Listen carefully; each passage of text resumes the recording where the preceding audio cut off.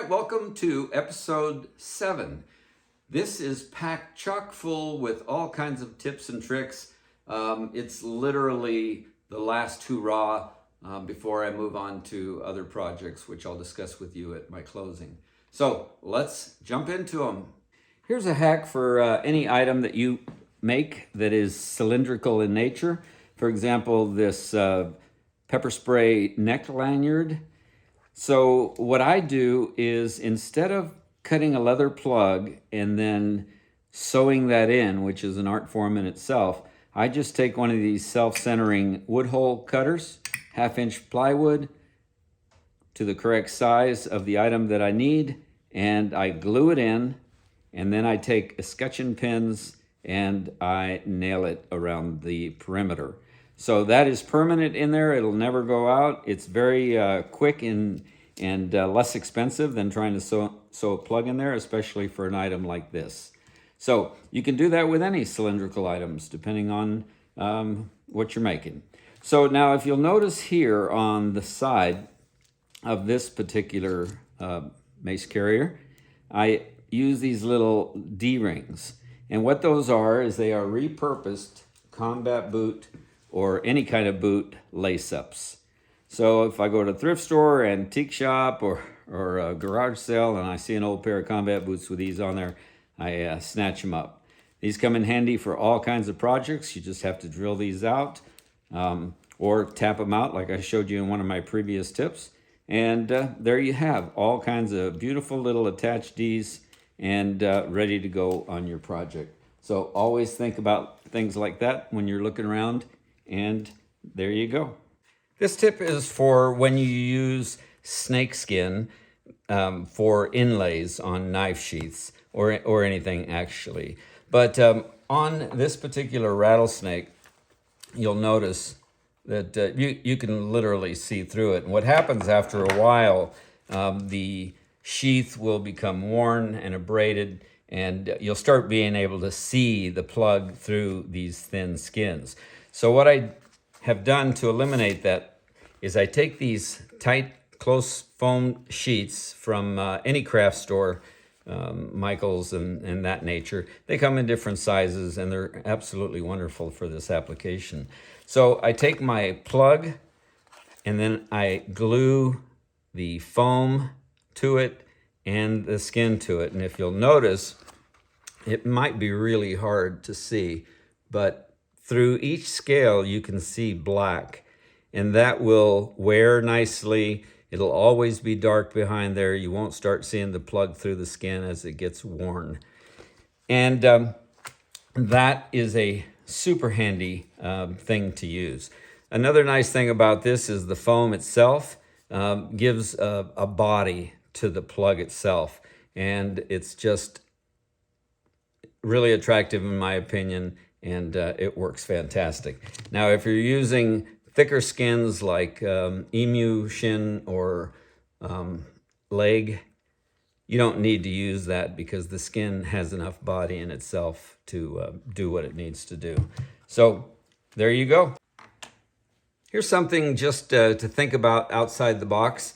As a military veteran, I enjoy military buttons.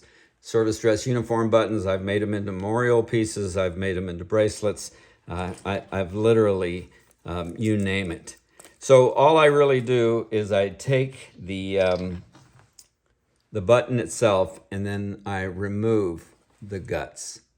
And basically it's a shell, all right? And then I set a snap onto whatever my item is, and then I take 2-part epoxy, and I epoxy the inside. Of course, we're going to scratch up both surfaces, and then we're going to set it over the 24-line snap and press it together, let it cure for 48 hours, and these buttons will never come off. I've never had a problem with it. You can also turn the shell of the button into a keychain. I've made lots of these for families of veterans, and I personally enjoy it. I have a lot of buttons. I'm always searching for more, but even on something as simple as a 20-line snap, the little smaller uniform buttons can be used exactly the same. So that is that. If you're looking for an easy way to bling up any project that you have where you're using a 20 line cap snap and you really want to dress it up, here's a suggestion for you.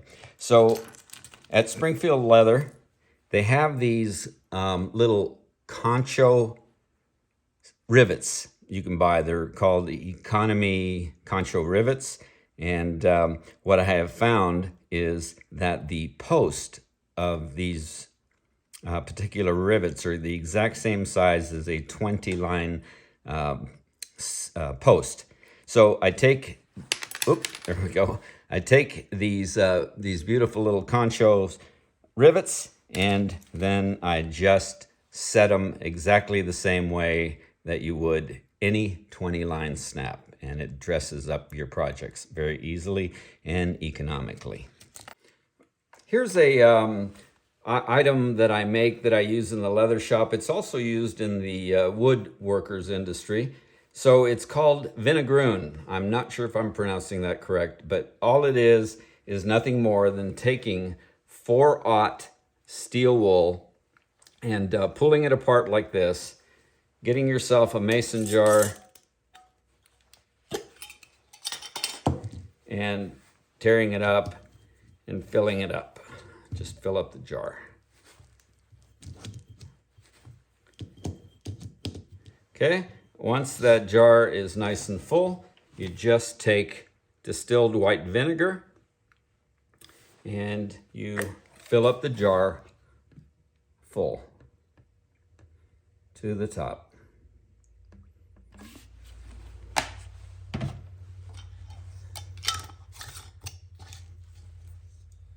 All right, you put a lid on that thing, and then I don't have my awl right here, but there you go. You pop a little venting hole in there because that's going to start fermenting and cooking, and I didn't do well in science. I'm not sure what the properties are, but you just let that sit.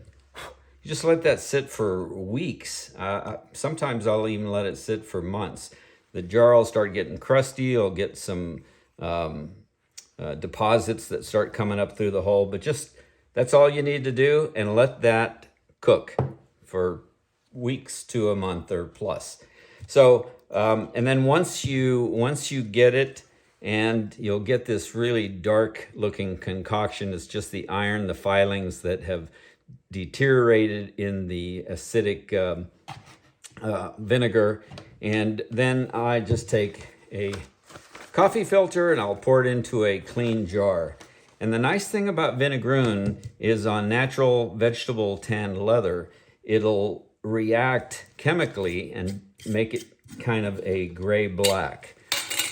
There is a color in the reenactment world. It's called arsenal black, and that's I believe it's from the Civil War when all of their leather gear was made.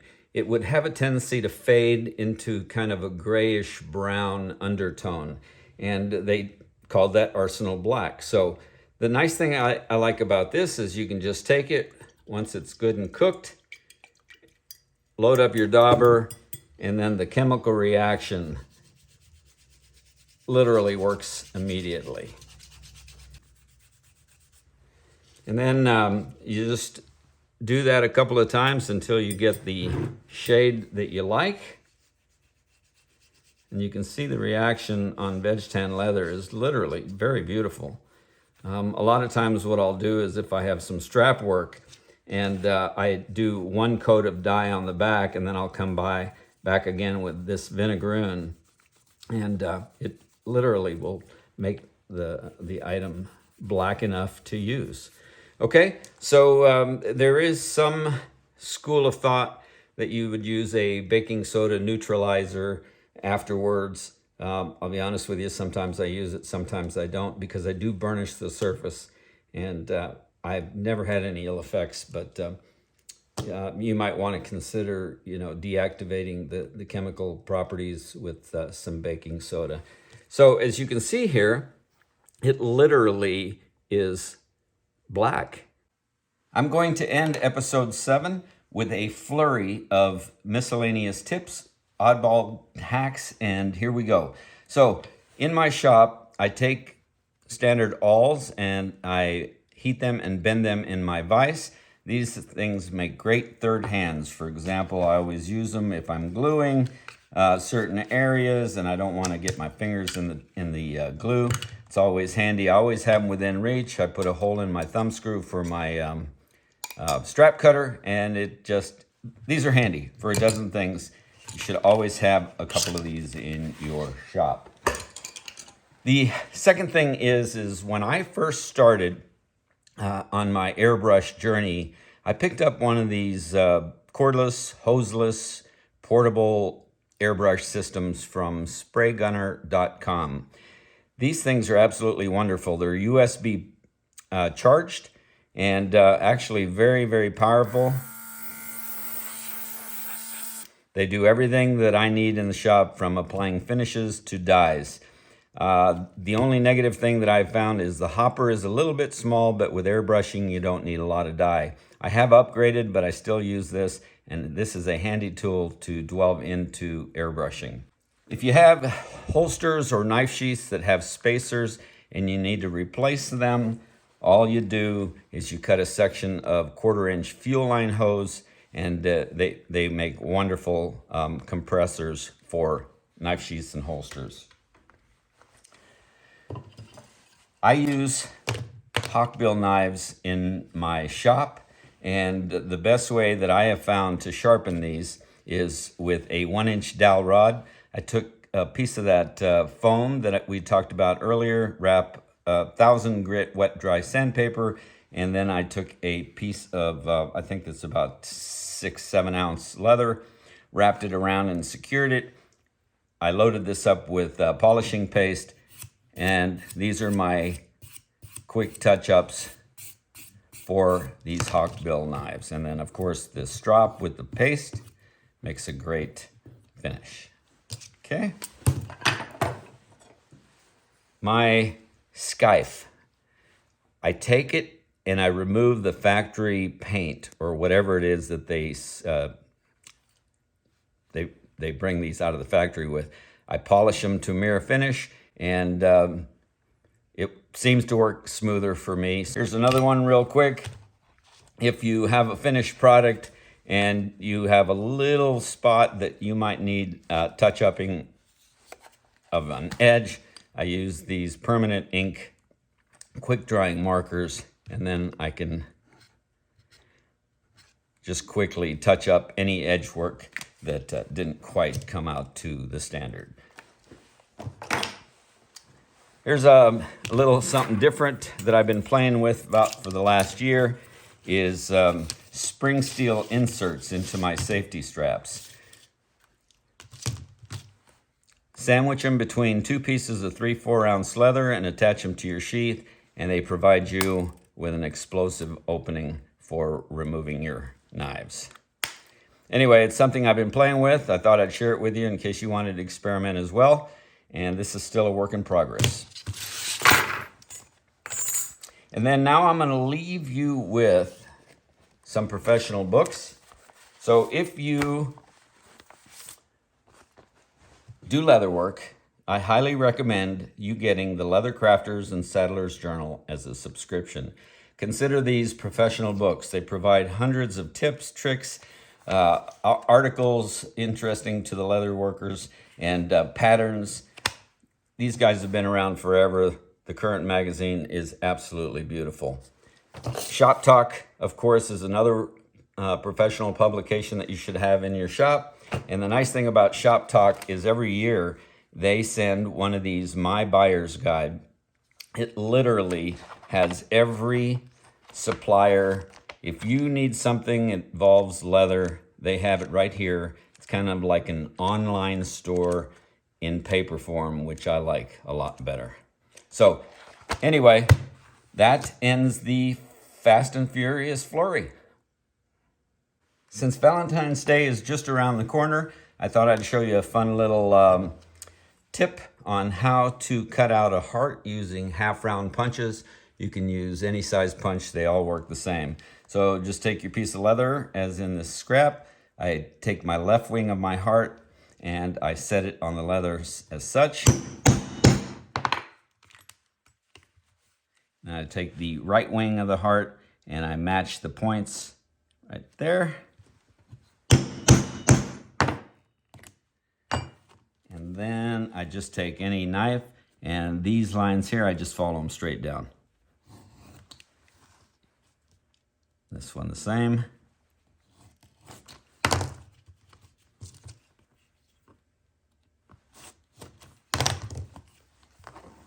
And you get the idea. There you go. Happy Valentine's Day. Okay, thank you for sticking around. This ends episode 7. And because 7 is my lucky number, I think I will call this series complete. From this point forward, I'm going to show all my additional tips that I still have plenty of during the fabrication of various how-tos and tutorials and whatnot. So thank you very much for all your support. I appreciate you, and we'll see you at the next project.